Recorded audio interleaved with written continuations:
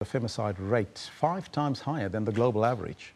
The scourge of femicide, or women being killed by their partners, are continuing here in South Africa. Police have recovered the body of a woman who'd been reported missing in the Vhalaudzi area outside Louis Trichardt. The woman's disappearance led to violent protests, with community members burning a police station and 2 police vans. 21 people were arrested. Police says the deceased boyfriend led them to a spot in the bushes where her body had been hidden.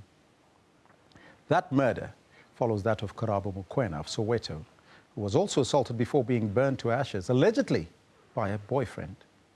Now, research proves that the chances of a woman being murdered by someone that she knows or is in an intimate relationship with are much higher than any other type of murder.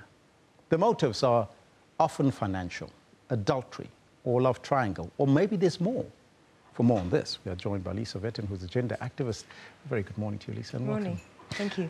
Ms. Vetten, first and foremostly, a woman in South Africa is killed every 8 hours. That's 3 women a day, so to speak. What does that suggest to us as South Africans? Well, it suggests that we have a problem because, as you noted earlier, our homicide rates for women killed by their partners is 5 times that of the global average. But we do have to say that in many countries of the world, there hasn't been this kind of research. But I think we also have to locate that within our high levels of violence generally. Because not only do we have very high levels of women being killed by their partners, we also have very high levels of men killing each other.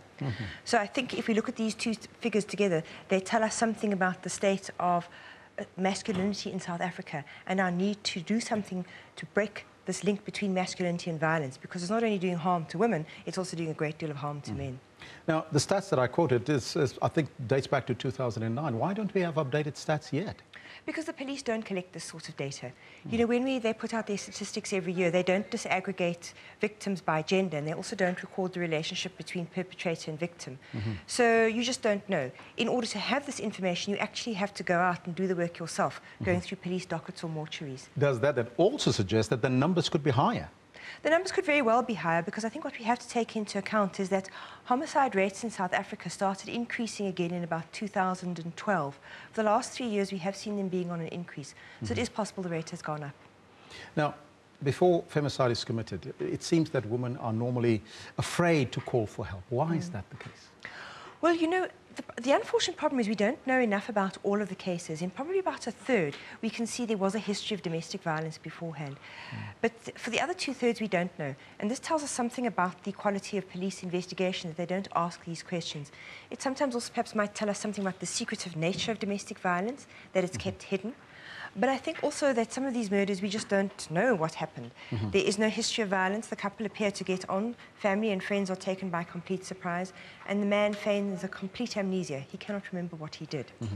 So we have different types of murders, which I think is important to recognize, because it means we need to have different ways of trying to intervene with them if we want to try and do something about the problem. So it seems that many of these cases are either underreported, and if they are reported, it seems like after a while the woman would retract the cases from the police. Why do you think is that the case? You know, domestic violence is a complicated problem to deal with, and it needs lots of different sorts of solutions.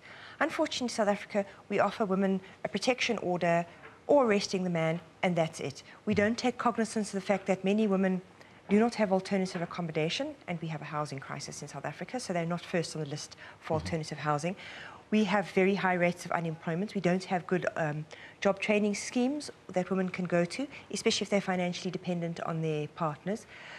So I think if we don't look at the economic dimensions of domestic violence, we're not going to address the problem. Plus, I think we also underestimate that there are strong feelings between this couple. A lot of women still hope their partners will change. So that's why they withdraw the charges. And I think we also have to recognize that many women are terrified of their partners. The second most common reason precipitating women's murder is them trying to leave or end the relationship. And that's something we should never forget when we keep on saying, oh, but why doesn't she leave? The answer is because it's very dangerous for her to do so, and the irony is she might just be safer with him for that point in time. Let's talk about motives. In my introduction, I mentioned financial, adultery, or even perhaps a love triangle. Are that the only motives for such a murder? Not at all. The most common murder tends to be motive is jealousy. So the suspicion that the woman might be having an affair. That tends to trigger homicides. Next is leaving, wanting to end the relationship. The third most common motive probably has to do with women not obeying the man or behaving in the way he wants her to. So not cooking on time, not washing his clothes, not keeping the children quiet, going out with her friends when he didn't want her to.